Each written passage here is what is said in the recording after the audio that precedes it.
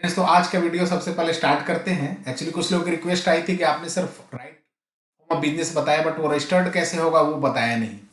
तो आज स्टार्ट करते हैं सबसे बेसिक मॉडल ऑफ जो बिजनेस है इंडिया में, डेट इज प्रोप्राइटरशिप फर्म। कुछ लोग इसको सोल प्रोप्राइटरशिप बोलते हैं, कोई प्रोप्राइटरशिप फर्म बोलता है, इवन कोई प्रोप्राइटरशिप कंपनी भी बोलता है। बट कंपनी बोलना सही नहीं है, कंपनी अलग होती है। डेट इज या तो प्राइवेट लिमिटेड, पब्लिक लिमिटेड होती है, तो कंपनी नहीं होती। तो इसको बोलते हैं प्रोप्राइटरशिप फर्म या सोल प्रोप्राइटरशिप आप बोल सकते हैं। तो ये बिल्कुल लोअर मॉडल है, बेसिक मॉडल है। अब इसको कैसे रजिस्टर्ड करते हैं, क्या इसका प्रोसीजर, आगे समझते हैं। सबसे पहले एडवांटेज देखते हैं कि एडवांटेज क्या है। अगर प्रोप्राइटरशिप फर्म आप बनाना चाह रहे हैं तो क्या एडवांटेज है। सबसे पहला है कि ये less legal and regulatory compliance है, यहाँ बहुत कंप्लायंस कम है एज कंपेयर टू सारे अदर फॉर्म ऑफ बिजनेस जो है उसके कंपेयर में यहाँ कंप्लायंस करना है। कंट्रोल ऑफ बिजनेस, अगर आपको प्रोप्राइटरशिप फॉर्म बनाते तो सबसे बेस्ट है कि आप सिंगली है तो कंट्रोल आप ही का होगा, तो आपके बिजनेस पे कंट्रोल बढ़िया होगा क्योंकि आप सिंगल पर्सन है। नो लिटिगेशन, कोई लिटिगेशन नहीं, दूसरा पार्टनर नहीं तो लड़ाई झगड़ा होगा नहीं। सबसे ज्यादा लड़ाई झगड़े तो आजकल पार्टनर में ही हो रहे हैं, तो कोई लिटिगेशन का चांस नहीं है। क्विक डिसीजन मेकिंग है, सिंगल डिसीजन मेकर है तो आप डिसीजन भी बहुत जल्दी जल्दी लेंगे, तो क्विक डिसीजन मेकिंग है। प्रॉफिट इज योर्स, जो कमाएंगे आप ही का है क्योंकि आप सिंगली हैंडल है, सिंगल ओनरशिप है, तो जो भी कमा रहे हैं वो आप ही का है। Privacy and secrecy of business idea है कि आप जो भी बिजनेस आइडिया है आप कर रहे हैं, आप सिंगल हैंडल कर रहे हैं, तो जो भी वट एवर प्राइवेसी और सेक्रेसी है वो सब बिजनेस आइडिया आप ही के, किसी को आप शेयर करने की जरूरत नहीं है क्योंकि पार्टनरशिप है ही नहीं। ईज ऑफ क्लोजिंग भी है, अगर आप इसको क्लोज भी करना चाहे बहुत इजीली क्लोज हो जाती है क्योंकि ओनली इसमें बहुत लिमिटेड कंप्लायंस होते हैं, दैट्स इस क्लोजिंग भी बहुत आराम से हो जाती है। It's run on your face value. सबसे बड़ी बात है प्रोप्राइटरशिप हम ऑलमोस्ट जितने होते हैं वो आपके फेस वैल्यू पे रन होते हैं, तो वो आपके बेस पे ही लोग आपसे जुड़ते हैं कि जहां भी प्रोप्राइटरशिप फॉर्म होती है। हाँ, बाद में वो हो सकता है कि आपका बिजनेस बहुत अच्छा चल जाए तो बिजनेस के गुडविल पे भी लोग जुड़ते हैं और प्रोडक्ट बेसिस पे, बट इनिशियली आपके फेस वैल्यू पे ही लोग जुड़ते हैं। Can be run from home also, अगर आप सर्विस कर रहे हैं, सर्विस कोई प्रोवाइड कर रहे हैं इन प्रोप्राइटरशिप बनाकर, तो आप घर से भी कर सकते हैं। उसके लिए अलग से कोई आपको वो कहते हैं कि शॉप या कोई भी ऑफिस लेने की एज सच रिक्वायरमेंट नहीं है, आप घर से भी ऑपरेट कर सकते हैं। तो ये बेनिफिट। हाँ, अगर प्रोडक्ट बेसिस दें तो बेटर कि आप कोई शॉप ले।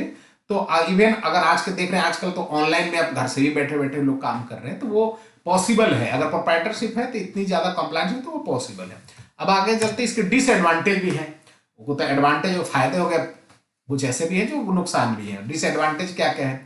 अनलिमिटेड लाइबिलिटी, सबसे बड़ा नुकसान है प्रोप्राइटरशिप का, या लाइबिलिटी अनलिमिटेड है। अगर कुछ हो गया, लॉस हो गया बिजनेस में, बैंक का लोन है तो आप घर बेच के भी बैंक आपसे पैसे वसूल लेगा, और लोगों के भी अगर पैसे आपने ले रखे तो आप पे सूट फाइल करके आपके पर्सनल एसेट से भी पैसे रिकवर किए जा सकते हैं। तो यहाँ लाइबिलिटी है जो अनलिमिटेड है, कोई लिमिट नहीं है। लिमिटेड कैपिटल सोर्स, अगर आप सिंगल हैंडलिंग तो ऑब्वियसली कैपिटल सोर्स भी लिमिटेड है। तो यहाँ क्योंकि आप सिंगल है जो वही इन्वेस्ट कर रहे हैं, आप ही, और तो है नहीं ना, आप पार्टनरशिप में है नहीं किसी के साथ, तो इन्वेस्टर आप ही हैं। आप कंपनी तो है नहीं कि आपको एफडीआई मिल जाएगा या इन्वेस्टर मिल जाएंगे, वेंचर कैपिटलिस्ट मिल जाएंगे। यहाँ लिमिटेड कैपिटल सोर्स है, ओनली यू, और आप अपने फैमिली मेंबर्स कुछ लोन ले सकते हैं या बैंक से फाइनेंस ले सकते हैं, और कोई सोर्स आपके पास नहीं है। Continuity depends on you only, ये बहुत बड़ा लैकिंग है कि कंटिन्यूटी मैक्सिमम आप देखते होंगे बिजनेस जो प्रोप्राइटरशिप में होते हैं, जो प्रोप्राइटर होता है उसी पे कंटिन्यूटी डिपेंड है। अगर उसको सपोज वो कोई भी रीजन से कोई एक्सीडेंटल डेथ समथिंग हो जाता है तो नॉर्मली वो बिजनेस नहीं चल पाती है अनलेस अल्टिल वो बड़ी ब्रांड ना बन जाए।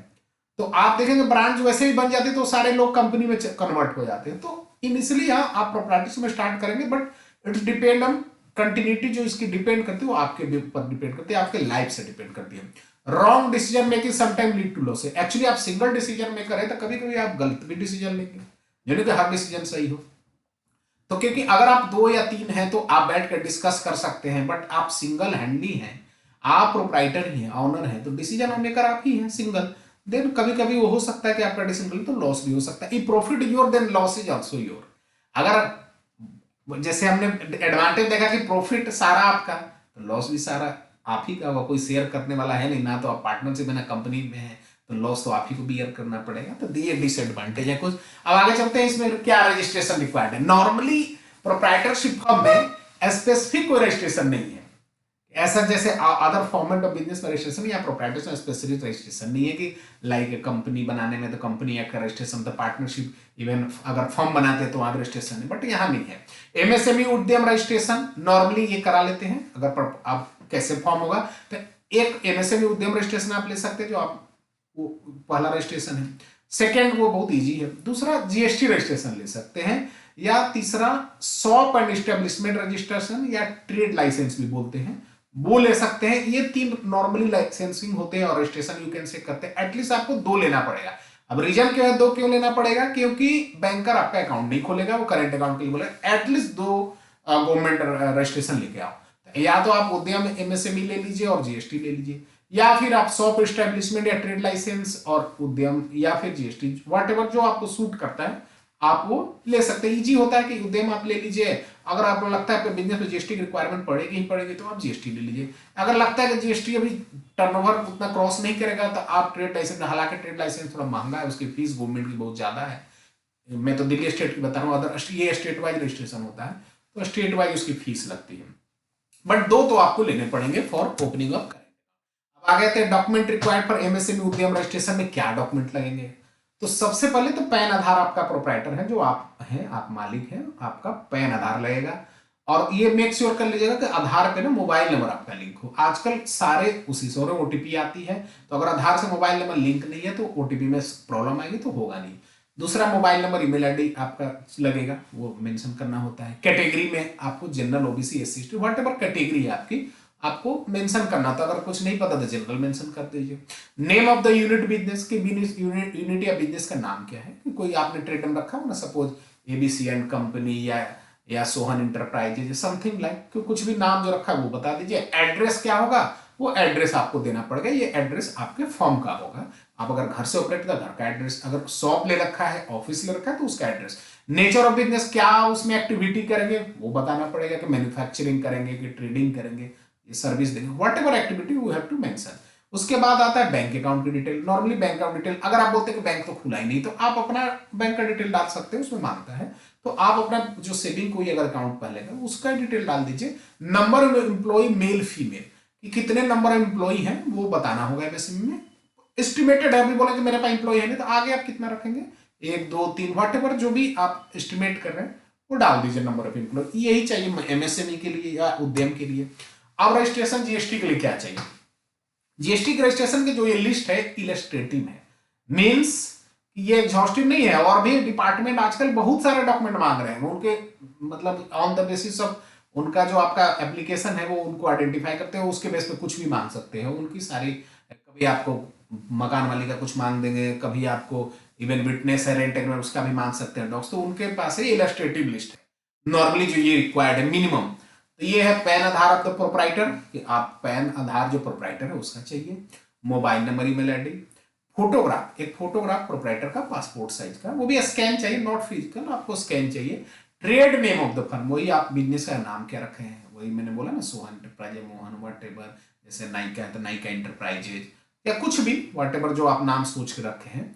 इफ ऑन, अगर हाँ ऑफिस आपने जो ले रखा है या गोदाम या शॉप व्हाटएवर ले रखा है, अगर वो रेंट पे है तो रेंट एग्रीमेंट चाहिए होगा। अगर आप घर से ऑपरेट करें तो घर का भी रेंट एग्रीमेंट एक चाहिए होगा। अगर आप रेंट पे हैं तो मतलब आपका ऑन्ड नहीं है, एनओसी चाहिए मकान मालिक का, कि भाई मुझे यहां पर ये जीएसटी रजिस्ट्रेशन इस नाम से लेते हैं तो मुझे कोई भी आपत्ति नहीं है। एंड इलेक्ट्रिसिटी बिल, ये इलेक्ट्रिसिटी बिल जो होगा वो नॉट ओल्डर देन 2 मंथ होगा, 2 महीने से ज्यादा पुराना नहीं होना चाहिए उस एड्रेस का। आप सोचेंगे कि इलेक्ट्रिसिटी बिल क्या यो प्रोप्राइटर के नाम का होना चाहिए, नहीं। अगर रेंट पे है तो ऑब्वियसली वो इलेक्ट्रिसिटी बिल लैंडलॉर्ड के नाम का होगा, इसलिए लैंडलॉर्ड का एनओसी लग रहा है, रेंट एग्रीमेंट आप लगाएंगे, इलेक्ट्रिसिटी बिल लगाएंगे, वो लैंडलॉर्ड का नाम का, ये तीनों डॉक्यूमेंट चाहिए। अगर आपका ऑनरशिप है, आप ही मालिक हैं उस गोदाम के, घर के या शॉप के, देन ओनली इलेक्ट्रिसिटी बिल लगा दीजिए, नॉट ओल्डर देन 2 मंथ्स, 2 महीने से ज्यादा पुराना नहीं होना चाहिए इलेक्ट्रिसिटी बिल, वो लगा देंगे तो हो जाएगा। उसके बाद चाहिए आपको nature of the activity of the firm, firm में क्या काम करेंगे वो नेचर बताना पड़ेगा। सपोज आप ट्रेडिंग करना चाहते हैं, किस तरह ट्रेडिंग बताएंगे, उसमें वो सर्विस कुछ देना चाहते हैं, सर्विस। सपोज आप बोले मैं बिल्डिंग मटेरियल बेचूंगा तो बिल्डिंग मटेरियल का एचएसएन कोड सेलेक्ट करना होता है, मतलब बताना होता है डिपार्टमेंट को कि ये चीजें मैं ट्रेड करूंगा, ये सर्विस प्रोवाइड करूंगा, तो वो चीज बतानी होती है। बैंक अकाउंट डिटेल आपको जीएसटी में देना पड़ेगा। हाँ, ये भी आपके लिए ऑप्शनल है, बैंक अकाउंट डिटेल अभी जीएसटी में ऑप्शनल है, क्योंकि आप जब जीएसटी करने जा रहे होंगे तो बैंक तो होगा नहीं उस टाइम में करंट अकाउंट के, उसके बाद ही करंट खुलता है, तो आप ये स्किप कर सकते हो उस टाइम में, अब रिक्वायरमेंट नहीं है, बाद में आपको अपडेट करना होगा जब आपका जीएसटी आ जाएगा और करंट अकाउंट खुल जाएगा, तो 45 डेज के अंदर, जीएसटी आने के 45 डेज के अंदर आपको अपना बैंक का डिटेल अपडेट करना होगा जीएसटी साइट पर, अदरवाइज वो ना सस्पेंड कर सकते हैं आपका जीएसटी। तो ये चीज ध्यान में रखना है आपको। अब आगे चलते हैं, एक लास्ट रह गया ट्रेड लाइसेंस या एमसीडी लाइसेंस की क्या रिक्वायरमेंट है, क्या डॉक्यूमेंट चाहिए। अगर आप थर्ड इसमें जाना चाहते हैं, कोई लोग एमसीडी भी लाइसेंस बोलते हैं, कोई ट्रेड लाइसेंस बोलते हैं, कहीं की शॉप एस्टेब्लिशमेंट भी होता है, उसमें अब जो शॉप एस्टेब्लिशमेंट ऑनलाइन ऑटोमेटिक होता है वो अब वैलिड नहीं मानते बैंकर, तो नॉर्मली आपको वो डिपार्टमेंट वाला लेना पड़ता है जो ट्रेड लाइसेंस होते हैं, एमसीडी लाइसेंस। उसमें चाहिए PAN, Aadhaar of the proprietor, वो सेम है कॉमन तीनों में, वो चाहिए मोबाइल नंबर, ईमेल आईडी, उसके बाद फोटोग्राफ ऑफ प्रोपराइटर, वो पासपोर्ट साइज एक फोटोग्राफ बना ले लीजिए, ठीक है, वो पासपोर्ट साइज, वो भी ये सारे स्कैन ही चाहिए, सारा ऑनलाइन है, मैनुअल कुछ नहीं रह गया। Then trade name of the firm, firm का क्या नाम रखा है आपने वो चाहिए। अगर आपने रेंट पे ले रखा है तो rent agreement, NOC and electricity bill वही चाहिए जो आपको जीएसटी में चाहिए, वहां जो चाहिए था वही सेम यहाँ चाहिए। Latest electricity bill not older than 2 month. If on है प्रोप्राइटर का तो इलेक्ट्रिसिटी बिल बस दे दीजिए नॉट ओल्डर देन 2 मंथ, हो जाएगा काम। एंड लास्ट है शॉप फोटोग्राफ, आपको इसमें एक एक्स्ट्रा डॉक्यूमेंट, जो शॉप आपने लिया है या जो गोदाम लिया है या ऑफिस लिया है उसका फोटोग्राफ चाहिए होगा, बाहर से और अंदर से आपको डिटेल फोटोग्राफ चाहिए होगा। तो ये सारे रिक्वायरमेंट थे कि अगर आप प्रोप्राइटरशिप फर्म में जाना चाहते हैं या उसको बनाना चाहते हैं तो यही 3 में से कोई एटलीस्ट 2 लाइसेंस आपको लेंगे तभी आपका करंट अकाउंट खुलेगा, अदरवाइज आपका करंट अकाउंट नहीं खुलेगा। तो होप ये वीडियो आपको अच्छा लगा होगा और यूजफुल लगा होगा। अगर कोई क्वेरी है आपकी तो आप मुझे ना डिस्क्रिप्शन में मेरा मोबाइल नंबर है, आप उस पर मैसेज या व्हाट्सअप कर सकते हैं या फिर मुझे कॉन्टैक्ट कर सकते हैं, ठीक है। अगर आपको वीडियो अच्छा लगा हो तो आप जरूर मेरे चैनल को सब्सक्राइब कीजिए, बहुत सारे वीडियो और आने वाले 2 वीडियो और मैं ऑलरेडी डाल चुका हूँ इस पे कि क्या बिजनेस कैसे सिलेक्ट करते हैं, राइट बिजनेस ऑर्गेनाइजेशन, और कैसे राइट बिजनेस आइडिया आप करते हैं। तो आगे भी बहुत सारे वीडियो आएंगे जो आपको हेल्प करेंगे बिजनेस के रिगार्डिंग। तो होप कि आपको ये वीडियो अच्छा लगा। Thank you.